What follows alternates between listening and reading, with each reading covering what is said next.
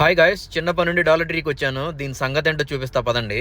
Enter అవగానే store చూడండి ఎంత కలకల్లాడుతుందో. అంతా ఫిబ్రవరి 14th లవర్స్ డే మహిమ. ఆ రోజు ఆన్లైన్ సంతంతా ఇలాంటి షాపుల్లోనే ఉంటారు. డాలర్ ట్రీ అంటే ఏం లేదండి, మన ఇండియాలో అప్నా బజార్ లాగా ఏ సామానైనా 10 రూపాయలకి దొరికింది కదా, సేమ్ డాలర్ ట్రీ కూడా అంతే. ఇక్కడ దొరికేవన్నీ $1. ఇక్కడ చూస్తున్నారు కదా గ్రీటింగ్ కార్డులు లాంటివన్నీ $1. $1 కి పళ్ళు దోముకునే పుల్ల కూడా రాదు. ఇలాంటి సామాన్లు వస్తున్నాయి అంటే చాలా గ్రేటే అనుకోవాలి. కొత్తగా ఫ్యామిలీతో వచ్చిన అలాంటి వాళ్ళు ఇలాంటి షాప్ కి వస్తే గిన్నెలు, గెరెట్లు, తపాలాలు మొత్తం కొనుక్కొని పోవచ్చు.